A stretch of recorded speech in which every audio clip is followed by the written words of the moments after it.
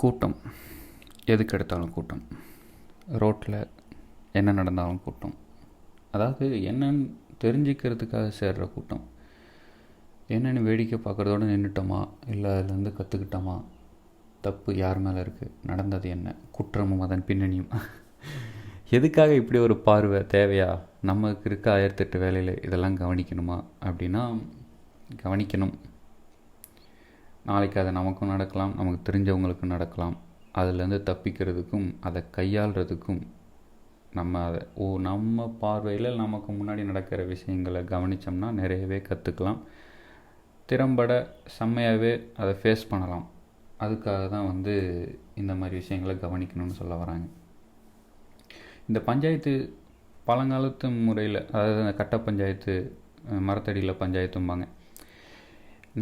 என்னோடய பார்வையில் அது எப்படி தெரியுதுன்னா, எல்லாமே மக்கள் முன்னிலையில் விசாரிக்கப்படுது. இப்போ உள்ள கோர்ட் மெத்தடு எப்படின்னா, என்னால் அது எப்படி சொல்கிறது, புரிஞ்சிக்கவும் கஷ்டமாக இருக்குது, அதை ஃபாலோ பண்ணுறதுக்கும் கஷ்டமாக இருக்குது. நான் ஒரு நல்ல சிட்டிசன், நல்ல ஒரு குடிமகனாக இருக்கணும், அதனால் நான் சட்டத்தை முறைப்படி நான் ஃபாலோ பண்ணுறேன்னு எடுத்துகிட்டு போனால் போலீஸ் ஸ்டேஷனில் ஆரம்பித்தாலும் எனக்கு அது கம்ஃபர்டபுளாக இல்லை.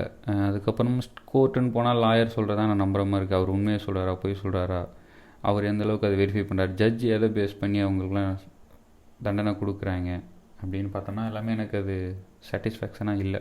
பணம் இருந்ததுன்னா நல்ல ஒரு திறமையான ஒரு வக்கீலை கொண்டாந்து நிப்பாட்டி அவர் சட்டத்தில் உள்ள நுணுக்கங்களை, ஓட்டைகளை கண்டுபிடிச்சி அதுலேருந்து தப்பிக்க வைக்கிறதுக்கும் கெட்டவங்களை காப்பாற்றுறதுக்கான எல்லா வழிகளும் இருக்க மாதிரி எனக்கு ஃபீல் ஆகுது.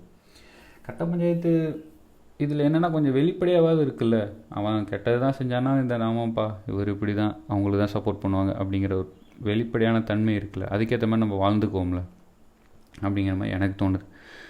இதில் விசாரிக்கப்படும். ஆமாம், ஆனால் இதில் நாட்டாமல் சொல்கிறது தானே. நாட்டாமல் நியாயமாக தான் சொல்லுவார், ஏழை மக்களுக்கு சாதகமாக தான் பேசுவார் அப்படிங்கிறதெல்லாம் இருக்குல்ல. இதெல்லாம் கோர்ட்டில் மிஸ் ஆகிற மாதிரி எனக்கு ஒரு ஃபீல். இதை பற்றி உங்களுடைய கருத்துக்களை நான் வரவேற்கிறேன். நன்றி, மீண்டும் சந்திப்போம்.